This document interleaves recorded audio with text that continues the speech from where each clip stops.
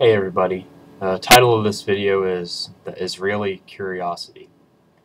Um, when people think of the biggest supporters of Israel in America, you would think, well, the American Jews are the big supporters. And I could definitely say that if I didn't come from the background that I came from, that would probably be true for me, because I'll drive around the Jewish neighborhoods and I'll see a lot of Israeli flags. We have a lot of that in Montgomery County, Maryland. There's a lot of Jewish neighborhoods, and you see things like that.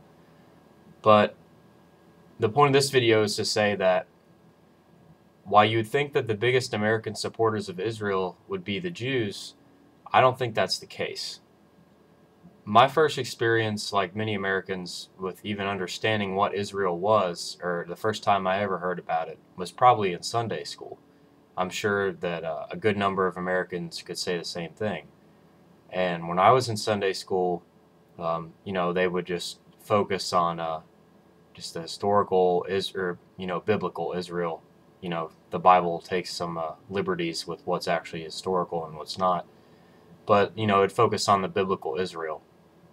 And later on, as I got a little older, um, I don't regularly go to church, and I haven't for a while. But as I got a little older, maybe around 10 or 11, sometimes I would not do Sunday school, and I would, depending on what church I was at, I would be in the regular service with the pastor. And it became, obvious to me that almost every other sermon, or every now and then, I went to all kinds of different churches. I think I've been to about every type of church that there is, even the weird liberal ones that are not even really Christian at all. They're just they're atheists, but they want to feel good. But anyway, that's besides the point. The pastors and the preachers would always say that it was the Christian's duty to support Israel, and that uh, a lot of them would say that it was a precondition that Israel be around, and that was a precondition for the second coming of Christ. And one thing I used to do is I used to watch the televangelists, like the John Hagee and a lot of those types, and Pat Robertson, a lot of those religious shows. I would watch them for whatever reason. I used to, I would just be flipping the channel. It'd be late at night, nothing was on. I would be like, well, maybe I can watch this. And they always focused on Israel too. I think Pat Robertson, it was almost like every one, Israel, Israel, Israel. So what I was thinking of today is the Jewish community is not the biggest American demographic for Israel. It's the apocalyptic evangelical Christians, the people who are so upset about where they are in life that they want the world to end, and that's why they support Israel. I'm not even taking liberties with words here. They say that for the second coming to occur, the second coming of Jesus Christ, that Israel must exist. That's just a precondition, and that there will be a great war, and that it's a Christian's duty to side with Israel in the war. Whether that's theologically correct or not, that's not for me to say, but that's certainly the most mainstream American Christian viewpoint.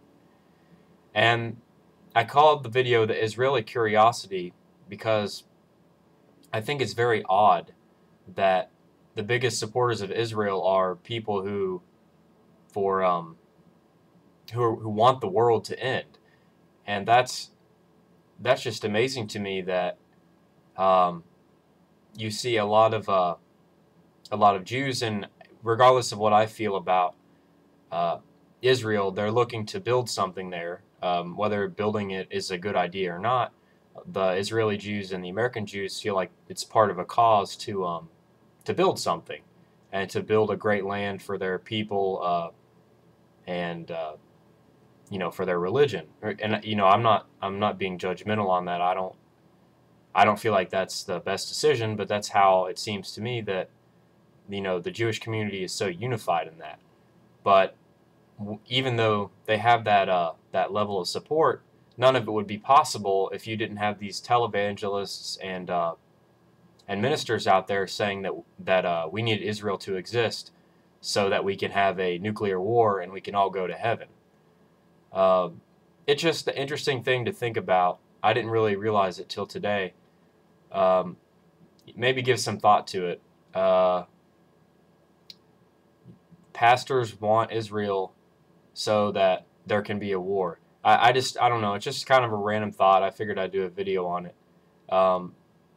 Think about it yourself some, and I might even do like a follow-up video once I start thinking about it a little more.